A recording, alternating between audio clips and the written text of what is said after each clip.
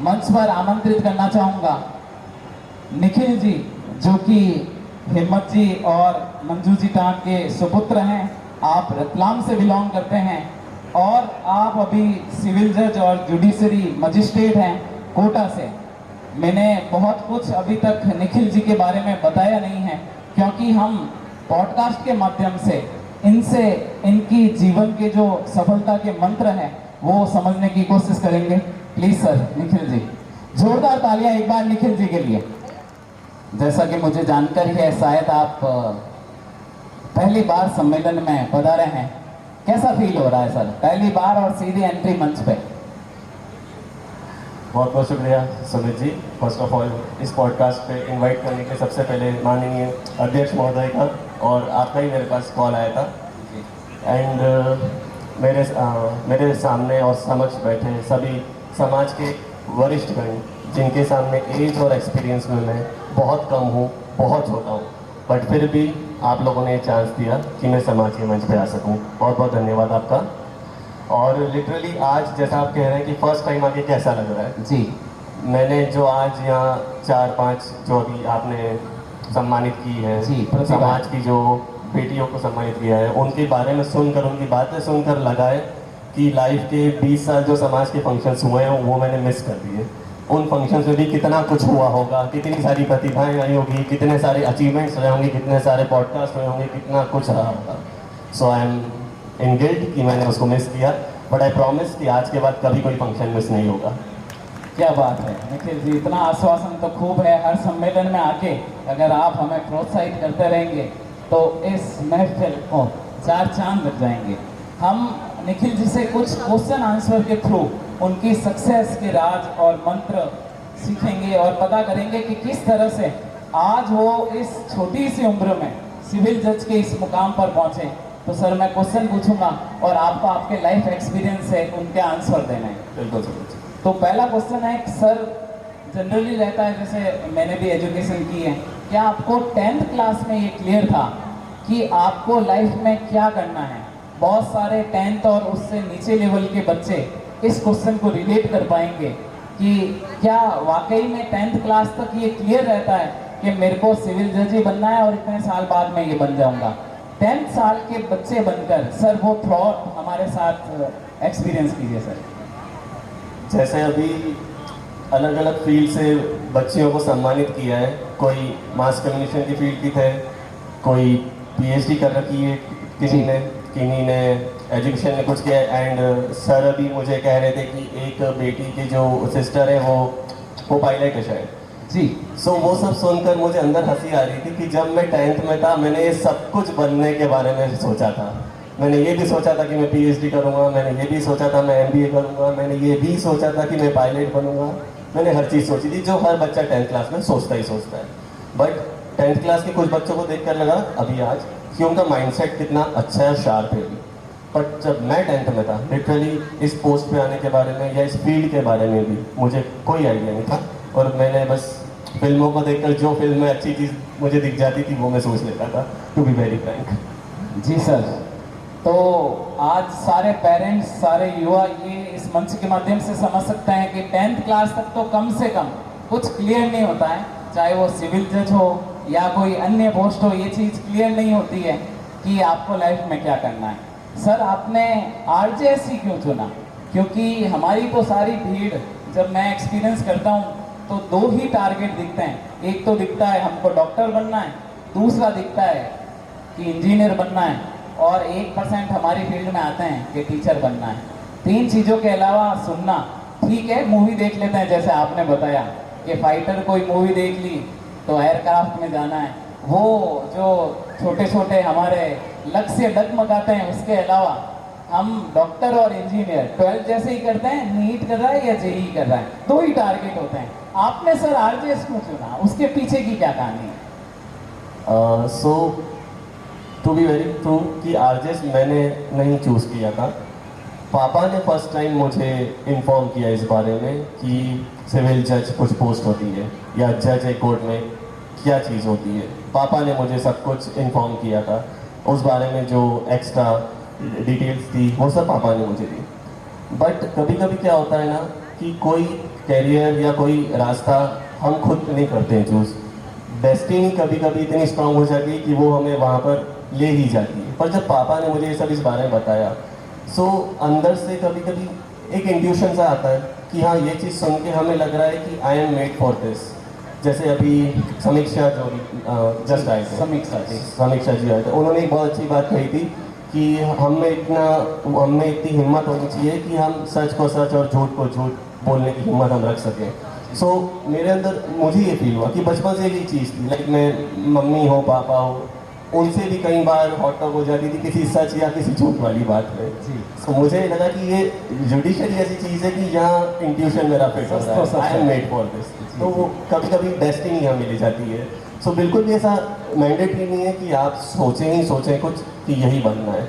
Life बहुत लंबी है, कब कौन कहाँ पहुँच जाएगा कुछ नहीं पता।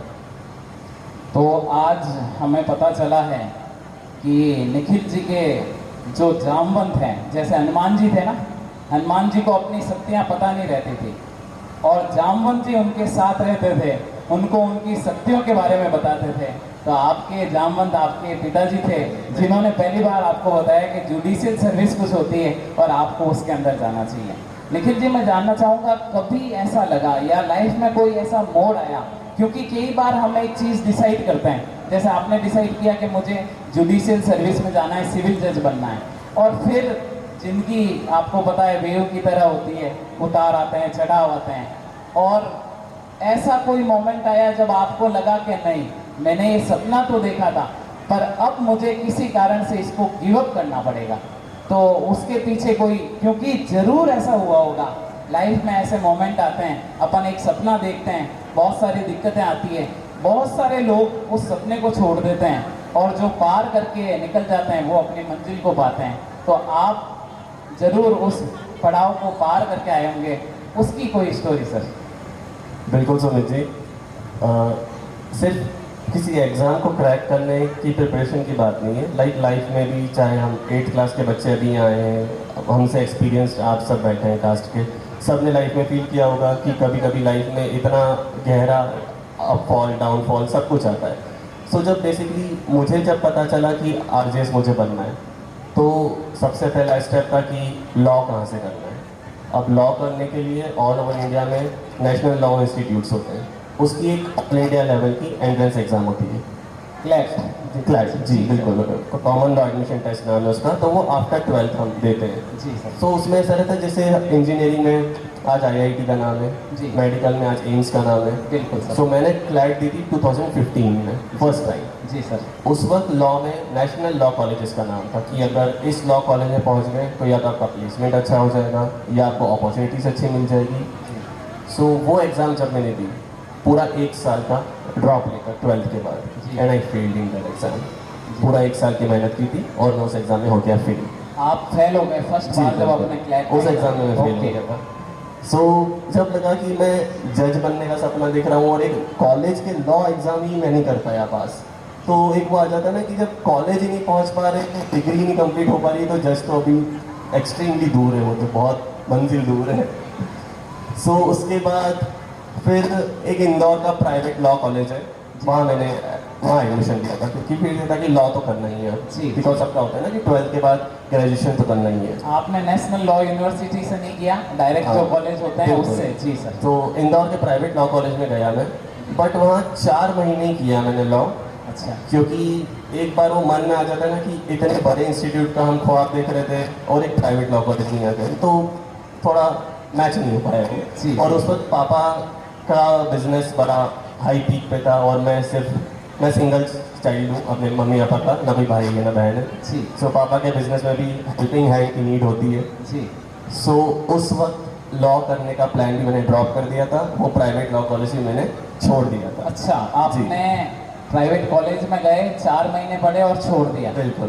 तो इतना ज़्यादा ये डाउनफॉल ही चल रहा है एक तरह से, अगर आप अभी तक जो सुन रहे हैं वो सिर्फ डाउनफॉल ही चल रहा है प्योर कि downfall. National law college exam crack नहीं हुई, प्राइवेट लॉ कॉलेज भी छोड़ दिया। फिर 3 साल मैंने रतलाम से BCom ही किया बस। अच्छा, BCom नॉर्मल, और पापा के बिजनेस में हेल्प की मैंने। जी।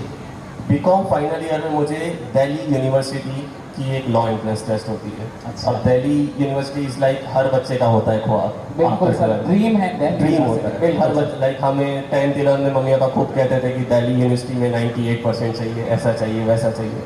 सो वो एक ख्वाब रहता है हर बच्चे का। जी। सो वो जैसे मैंने अभी आपको बात कही थी ना कि कभी कभी डेस्टिनी आपको लेकर जाती है। बिल्कुल सर। अब यहाँ तक पूरा डाउनफॉल हो रहा था, बट बीकॉम के फाइनल ईयर में डेस्टिनी ने फिर से मुझे दिल्ली यूनिवर्सिटी का ऑप्शन सामने लाके खड़ा कर दिया। जी, फिर मैंने वो जब एंट्रेंस दी, उस एंट्रेंस में मेरी ऑल इंडिया रैंक 44 आई थी क्या बात है। दिल्ली यूनिवर्सिटी में। फिर मैंने दिल्ली यूनिवर्सिटी से 3 साल का लॉ किया। तो अभी तक जो मैंने बताया आपको वो डाउनफॉल है मेरा। जी जी जी जी, देखिए किस तरह से आपने क्लैट का एग्ज़ाम दिया, क्लियर नहीं हुआ, और उसके बाद सिंपल ग्रेजुएशन आपने की, और वापस क्योंकि डेस्टिनी आपको वहाँ पे पहुँचना था, आपको पता चला कि दिल्ली यूनिवर्सिटी से एग्ज़ाम हो रहा है, और आपने वो एग्ज़ाम दिया और all over India 44th rank से उसके बाद में आपने दिल्ली यूनिवर्सिटी से क्लैट की।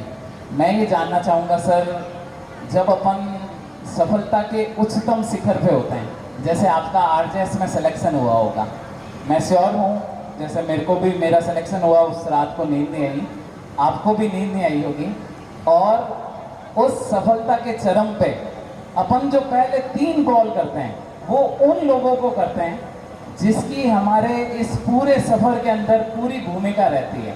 सर, उन 3 लोग किनको आपने कॉल किया और उनके पीछे की क्या स्टोरी है, थोड़ी सी वो साझा कीजिए, किस तरह से उन्होंने आपकी मदद की और आपके इस कारवां के साथ वो जुड़ते गए। क्योंकि जिस दिन जज का मेरा रिजल्ट आया था, तो मैं अपने घर में ही था, हॉल में बैठा था मैं, और मम्मी उस वक्त शायद घर का ही कुछ काम कर रहे थे। सो जैसे ही रिजल्ट देखा तो ज़ोर से एकदम जो अचीवमेंट की जो चीख निकलती है, तो मम्मी तो पास में ही थे, तो पहला कॉल जो आप कर रहे हैं, अगर मम्मी वहाँ आसपास नहीं होते तो मैं मम्मा को ही करता, बट मम्मा वहीं पर थे जी, तो मम्मा को तो वहीं पता चल गया। ओके। सेकेंड कॉल पापा उसको शॉप पर थे, तो सेकेंड कॉल ऑब्वियसली फिर पापा को किया, जो आपके जामवंत हैं। बिल्कुल जी। थर्ड कॉल मेरा बहुत अच्छा फ्रेंड है, बेस्ट फ्रेंड है मेरा, जी कपिल नाम है उसका, जी। तो थर्ड कॉल मैंने उसको किया, क्योंकि कुछ कभी कभी बहुत अच्छे दोस्त होते हैं लाइफ में जो आपके डाउनफॉल में आपके साथ रहते जी। हैं, जो आपको डाउनफॉल में भी बताते हैं कि नहीं आगे जाके तेरा कुछ अच्छा हो जाएगा, जी। तो वो उन्हें हमें कभी भूलना नहीं चाहिए। तो मम्मी हो गई, पापा हो गए, और आपके फ्रेंड कपिल जी हो गए, इन्होंने मतलब आप समझिए आज निखिल जी शायद जो कुछ भी हैं, इन 3 लोगों का सबसे ज़्यादा योगदान है। Thank you sir. नेक्स्ट मेरा क्वेश्चन है, और सारे पेरेंट्स कृपया इस क्वेश्चन को बहुत ध्यान से सुने, और सारे जो एस्पिरेंट हैं जो बार बार ट्राई कर रहे हैं वो भी बहुत ध्यान से सुने। सर, अभी यूपीएससी की टॉपर है शक्ति दुबे, आपने नाम सुना होगा सर। उसने 3 बार प्रीलिम्स दिया। यूपीएससी के 3 पार्ट हैं, अभी शक्ति दुबे आईएएस बनी है, 3 पार्ट हैं, प्री, मेंस और इंटरव्यू। 3 बार में उनका प्री क्लियर नहीं हुआ, चौथी बार मेंस क्लियर हुआ, और 5वीं बार का रिजल्ट ये है कि वो all over India first rank पे हैं। हालांकि वो इस टांग समाज की मेंबर नहीं है, पर प्रेरणा तो अपन सरकार कहीं से भी ले सकते हैं। सर, मैं 2 चीज़ों पे पॉइंट आउट करना चाहूँगा जब मुझे पता चला कि उनके पीछे की ये स्टोरी है। एक तरफ तो शक्ति दुबे की मेहनत और उसका धैर्य, और दूसरी तरफ मैं जानना चाहूँगा कि उनके पेरेंट्स ने क्या सोचा, क्योंकि उन्होंने पोस्ट ग्रेजुएशन करने के बाद 7 साल के बाद उनको एक अचीवमेंट मिला। और हम जो पेरेंट्स और हम जो आसपास का परिवेश देखते हैं, अगर हमारा बच्चा कोई तैयारी कर रहा है, 1 बार में नहीं होता है या 2 बार में नहीं होता है, तो हम आसपास के लोगों के इन्फ्लुएंस में आके उनके ऊपर तानों की बरसात कर देते हैं और इतना सुनाते हैं, इतना डीमोरलाइज करते हैं। एक तरफ तो स्टूडेंट का या जो भी एस्पिरेंट है उसका सिलेक्शन नहीं हो रहा है, और दूसरी तरफ परिवार के साथ छोड़ देता है। सर, शक्ति दुबे जो यूपीएससी टॉप रैंकर हैं, उनसे हमको क्या सीखना चाहिए सर?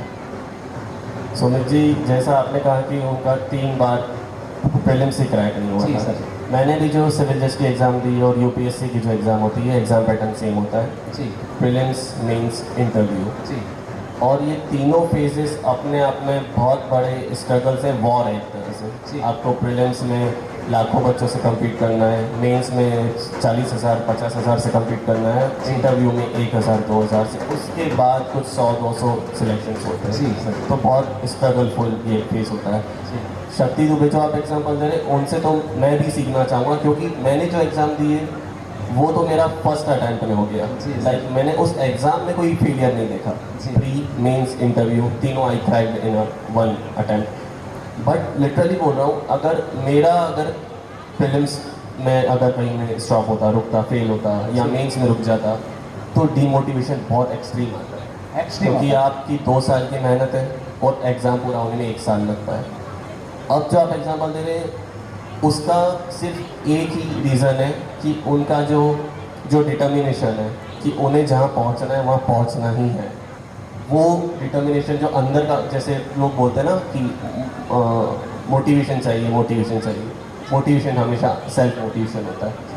और पेरेंट्स का जो आप बोल रहे हैं, ये बिल्कुल फैक्ट बात है कि 1-2 फेलियर्स के बाद पेरेंट्स, जैसे सारे पेरेंट्स बैठे हैं मेरे सामने, आप बुरा मत मानिएगा प्लीज़ ऐसी कोई बात पर, बट बच्चे तो आजकल चाहते हैं कि वो कुछ और फील्ड चूज़ करें और कुछ अचीव करें, बहुत मेहनत करें, बट कभी कभी उसमें 1-2 बार फेल हो जाते हैं तो पेरेंट्स या क्लोज रिलेटिव्स जो होते हैं वो बोलने लग जाते हैं जी कि या तो आप देख लीजिए और कुछ कर लो, या घर का कोई फैमिली बिजनेस है वो आप कर लो ज्वाइन, या और कुछ काम कर लो, ये नहीं हो पा रहा है तो। बट एक बार जो बच्चा मेहनत कर रहा है उस चीज़ में, उसको एक बार समझने की कोशिश कीजिए कि वो किस हद तक या किस डिटर्मिनेशन तक वहाँ पहुँचना चाह रहा है, और लिटरली अगर वो पहुँचना चाहेगा वो पहुँचेगा ही। जी सर। एक और बहुत ही इंटरेस्टिंग क्वेश्चन है, युवा इससे रिलेट कर पाएंगे। आप दिल्ली यूनिवर्सिटी से पढ़े सर। कई बार होता है कि हम पढ़ते पढ़ते पढ़ाई से थोड़ा सा हटके कई बार दूसरी चीज़ों में एक्टिव हो जाते हैं, क्योंकि हार्मोन्स हैं और एज होती है। आप सर उससे इन्फ्लुएंस हुए या नहीं हुए? अगर हुए तो ओवरकम कैसे किया, और नहीं हुए तो ऐसा कैसे हो गया? ऐसा कितना मतलब आपने अपना सेल्फ कंट्रोल रखा होगा? तो दोनों ही तरह के सर। ये बहुत ही मैं कहना चाहूँगा one of the most important question है, मतलब यूथ के लिए आज की, तो आज के पेरेंट्स के लिए भी one of the most important है और यूथ के लिए भी। जी अब इस पोजीशन पे आके, इस जज की पोस्ट पे आके मैं झूठ तो नहीं बोलूँगा, क्योंकि मैं ही कोर्ट में बोलता हूँ कि हाथ रख के शपथ खाओ कि जो बोलूँगा सच बोलोगे। सच का सच। तो मैं भी बिल्कुल झूठ नहीं बोलूँगा, ऑब्वियस सी बात है। जब दिल्ली में तब मैं था, देखिए हॉस्टल में हम रहते हैं, फ्रेंड्स बनते हैं, हमें हर तरह के ऑप्शंस मिलते हैं, हर तरह के फ्रेंड्स बनते हैं हमारे, अच्छे बुरे।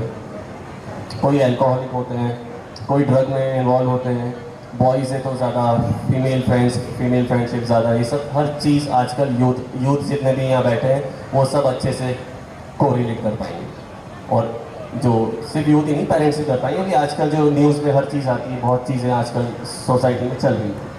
सो मेरे सामने भी अपॉर्चुनिटीज़ सारी थी, बॉयज़ हॉस्टल में हर चीज़ अवेलेबल थी, ऐसी कोई चीज़ नहीं जो मैं करना चाहूँ और ना कर सकूँ। दिल्ली यूनिवर्सिटी, दिल्ली हर चीज़ें, दिल्ली आफ्टर ऑल दिल्ली में, जी सर। आप वहाँ दुनिया की हर ऐशो आराम मिल जाएंगे आपको। जी sir.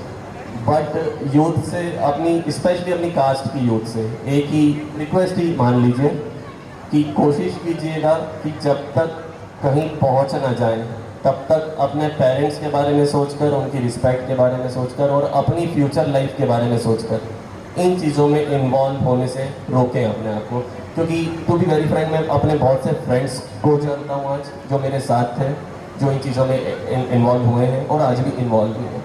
To be very Frank, मैं अपने कास्ट में भी कुछ लोगों को जानता हूँ जो इन चीज़ों में इन्वॉल्व थे और आज भी इन्वॉल्व है। जी मैं ज़्यादा कास्ट में एक्टिव, जैसा अभी मैंने कहा कि बहुत सालों बाद मैं तो फर्स्ट टाइम आया हूँ, जी। बट जो भी घरों में जो स्टोरीज चलती रहती सुनता हूँ, कास्ट में ये हो रहा है वो हो रहा है, सो बहुत से एग्जांपल्स मुझे कभी ना कभी सुनने में आए, तो वो चीज़ अच्छी नहीं लगती। तो आज की जनरेशन में फिसलना बहुत आसान है, बहुत एक्सट्रीमली आसान है, बट खुद को कंट्रोल करके रखना, लाइक एक क्योट है, एक लाइन है एक तरह से, वो बहुत जी। अच्छी लगती है मुझे वो लाइन, जी, अगर जी। आप चाहे तो मैं बोलना चाहूँगा। बिल्कुल बिल्कुल sir. Sometimes it is good to avoid temporary fun for a stable life. कम समय के मज़े को कुछ वक्त के लिए छोड़ देना एक अच्छी लाइफ के लिए बहुत अच्छा इन्वेस्टमेंट है। जो आप मुझसे पूछना चाह रहे थे अभी, कैसे आपने भटकने से रोका अपने आप जी को, सर, जी सर। तो वो चीज़ मैं बहुत पहले समझ चुका था कि ये बहुत कम समय का फन है। अगर मैं इन्वॉल्व हो जाऊँगा, ठीक है, मेरे फ्रेंड्स बैठे हैं पी रहे हैं शराब, बैठ जाऊँगा उन लोगों पी जाऊँगा, बिल्कुल बिल्कुल, वो इजी काम है ना सर। पेरेंट्स देख रहे हैं, मुझे कुछ नहीं दिख रहा है, फ़ोन पे बोल देता मैं तो सो गया हूँ, कल मॉर्निंग में फ़ोन करना, ओके। कौन मुझे आ रहा है देख रहे। बट वो टेम्पररी फन मेरा एम नहीं था। मेरा एम था ये स्टेबल लाइफ, और ये कि आज आप सारे कास्ट के लोगों से बैठा हुआ देख रहे हैं, ये मेरा एम था और ये मैंने अचीव कर लिया। तो ये मैं यूथ को भी कहना चाहूँगा कि टेम्पररी फन से प्लीज़ दूर रहिए, और पेरेंट्स को कहना चाहूँगा कि अपने बच्चों पे सबको रहता है फुल ट्रस्ट, अपने बेटे पे अपनी बेटियों पे फुल ट्रस्ट होता है, दैट इज़ गुड। पर 17 ईयर्स, 18 ईयर्स, 20 ईयर्स, 21 ईयर्स की एज जो होती है बच्चों की, क्योंकि आज मैं 27 का हूँ, तो उस एज के बारे में मैं अभी उस एज से बाहर आया हूँ। बिल्कुल सर। सो बहुत अच्छे से जानता हूँ उस फेज को, उस एज को मैं। सो पेरेंट्स से ये रिक्वेस्ट है कि ठीक है, अपने बच्चों पे ट्रस्ट है, मेरे पेरेंट्स को भी मुझ पर ट्रस्ट था, बिल्कुल था, बट मेरे पेरेंट्स ने एक कंट्रोल मैकेनिज्म भी रखा था, फुल एकदम आज़ादी नहीं थी। तो एक कंट्रोल रहता है ना घर से, तो बच्चों में खौफ भी रहता है कि नहीं यार, पेरेंट्स की रिस्पेक्ट है, अपने घर की रिस्पेक्ट है, घर की इज्जत है, अपनी इज्जत है। सो मैं रिक्वेस्ट करूँगा कि पेरेंट्स ट्रस्ट करें, बट एक कंट्रोल भी रखें बच्चों पर। ट्रस्ट अपनी जगह, बट उनको भटकने से बचाना भी पेरेंट्स की ही रिस्पॉन्सिबिलिटी। और अगर बच्चे भटकते हैं तो आई एम वेरी सॉरी, आप पेरेंट्स का ही फेलियर है उसमें, बच्चों का कोई फेलियर नहीं है। सो प्लीज़, इस पॉडकास्ट के माध्यम से बहुत सारी चीज़ें आपसे सीखने को मिली। ज़रूर जुडिशनरी सर्विस का जो नॉन फील्ड है, ये आज हमने इस महासभा की ओर से आपसे क्वेश्चन पूछ के बहुत कुछ सीखा होगा। आपके लिए भी 2 लाइनें तो बनती है सर। तो लोहा जितना तपता है उतनी ताकत बढ़ता है, सोने को जितनी आग लगे वो उतना प्रखर निखरता है, हीरे को जितनी धार लगे वो उतना खूब चमकता है, माटी का बर्तन तपता है तो धुन पर खूब कनकता है, सूरज जैसा बनना है तो सूरज जितना जलना होगा, नदियों से आदर पाना है तो पर्वत छोड़ निकलना होगा। हम आर्यवत के बेटे हैं, क्यों सोचे राह सरल होगी, कुछ ज़्यादा वक्त लगेगा पर हर मुश्किल का हल होगा, वो आज नहीं तो कल होगा, वो आज नहीं तो कल होगा। बहुत बहुत धन्यवाद निखिल जी, एक बार जोरदार तालियों से अभिनंदन कीजिए निखिल जी का।